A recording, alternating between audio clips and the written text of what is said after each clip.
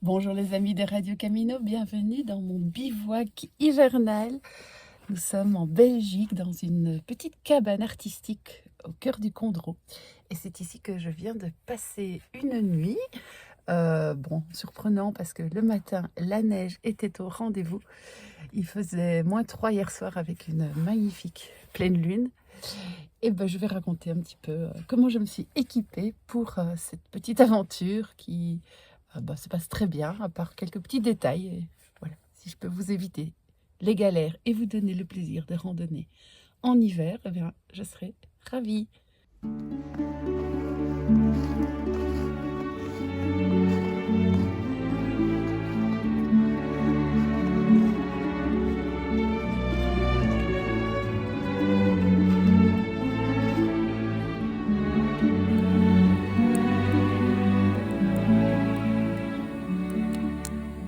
On commence tout de suite par les galères. Eh bien, je vous déconseille vraiment de partir en hiver avec mon petit réchaud Ikea qui était en fait un petit gag que j'avais fait dans une vidéo qui a eu beaucoup de succès.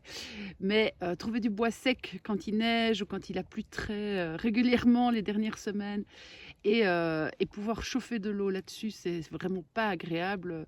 J'aurais bien mieux fait d'avoir un simple petit réchaud à gaz et j'aurais pu me faire mon café dans mon petit cocon. Ça aurait été tellement mieux. Et encore mieux que le gaz est idéal pour se faire un petit café le matin sans porter lourd, c'est le petit réchaud militaire S-Bit. Alors ce petit cocon, comment est-ce que je me suis organisée cette nuit, puisque je n'ai pas dormi donc en tente, mais dans un abri qui, comme vous le voyez, n'est pas totalement étanche. Alors une autre petite galère, c'est que ce matin, la neige rentrait par les trous et venait tremper mon sac de couchage en duvet, donc pas trop bien, je l'ai vite planqué. J'ai mis en fait une bâche pour, voilà, on ne sait jamais où on va arriver. J'ai mis ensuite un petit tapis de sol ici tout fin, une couverture de survie et ensuite mon matelas gonflable, voilà, de marque bleue qu'on ne citera pas. Et en fait, même si ce matelas n'est pas avec un air value élevé, puisqu'il fait 1, quelque chose, donc c'est un matelas d'été, le fait de rajouter les couches en dessous va permettre de ne pas du tout avoir froid. Donc j'ai eu une sensation de froid au moment de me coucher, mais j'ai l'impression que dès que j'avais réchauffé peut-être l'air dans le matelas, eh bien c'était l'équivalent d'un Air Value 3, ce qu'on vend aussi, mais qui est beaucoup plus encombrant et plus cher. Et donc voilà, pour moi, c'est mieux d'avoir plusieurs couches que d'avoir un matelas par saison. Le sac de couchage, vu que je me suis réveillée avec de la neige et qu'il était tout mouillé, je l'ai vite remballé. Il est dans le sac à dos. Alors je vous cache pas que c'est un très bon sac de couchage qui fait température -20, donc il est extrêmement épais en duvet.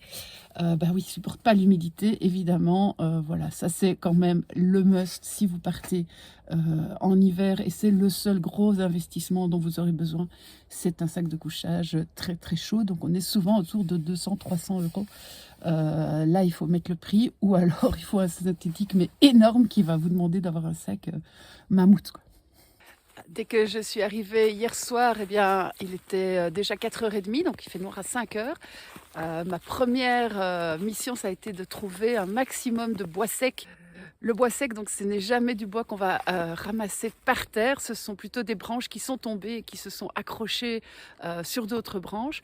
Il en faut de tout format, évidemment, hein, des gros, des moyens, des petits et des tout petits. Donc pour allumer le feu, j'ai pris aussi des petites, de la paille en fait que j'ai trouvée en bordure de champs. Et heureusement hier soir, il n'y avait pas de neige, donc il y avait encore moyen d'allumer un feu. Donc j'ai fait une belle flambée et ça m'a bien réchauffé, et j'ai toujours des zips quand même et un briquet, donc je ne le fais pas en mode bushcraft le feu. Ce qui me manque toujours, c'est du papier par contre, parce que dans les bois on trouve pas beaucoup de papier. Mais voilà, le feu a démarré, et une fois qu'il a démarré, on peut passer une super soirée.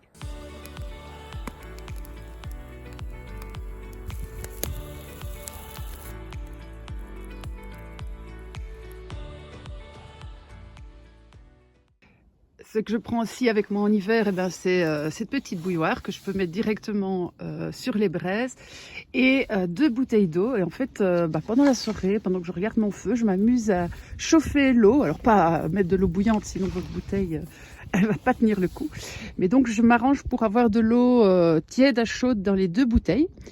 Et comme ça, à un moment, je quitte mon feu et je rentre dans mon sac de couchage avec les 2 bouteilles que je mets contre moi, une sur mes pieds et une en général au niveau du bassin.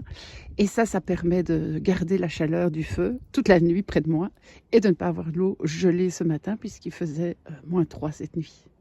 Il faut aussi avoir un tempérament de marmotte puisque on va avoir une nuit de minimum 12 heures si on compte allez, de 20h à 20h, à moins que vraiment on ait envie de rester très très longtemps dehors sous le feu, près du feu. Mais bon voilà, il y avait un peu de vent, il faisait quand même froid. Et aussi peut-être un tempérament d'ermite, puisqu'à part cette vidéo, je n'ai absolument pas utilisé mon téléphone. Bon, d'une part parce que je dois geler dès que je le tiens, donc voilà, c'est inutile d'aller se faire du mal pour rien. D'autre part, voilà, c'est un peu ma volonté aussi, mais troisième point, c'est que la batterie va se décharger à une vitesse incroyable quand il fait froid. Et donc j'évite voilà, de mettre le téléphone à l'extérieur, je sais qu'il reste au chaud et qui servent le moins possible. J'ai même des cartes papier pour cette aventure, comme ça j'évite d'utiliser le téléphone. Je trouve que voilà, si on veut vraiment se plonger dans un moment de déconnexion en plein hiver, ça vaut le coup de le jouer à 100%. Donc du feu, pas de téléphone, tente ou pas tente, ça dépendra évidemment. Si vous trouvez des abris comme ceci, c'est génial. Mais rien de tel quand même qu'une petite tente étanche. Et puis il reste l'équipement du marcheur avec, moi j'ai carrément 2 bonnets, des gants, un nombre de couches à peu près infini. J'ai 3 couches au niveau du pantalon parce que j'ai le surpantalon de pluie en plus ce matin vu la neige. Des bonnes chaussures, des bonnes chaussettes. C'est clair qu'avec ça, vous n'aurez pas froid et vous pourrez profiter de ce moment de déconnexion. En tout cas, c'est tout ce que je vous souhaite. Désolée pour la qualité de cette vidéo, mais c'est tout ce que je peux faire dans ces circonstances pas très confortables quand même. Et moi, je vais reprendre mon chemin et je vous dis à bientôt pour d'autres vidéos. Ciao!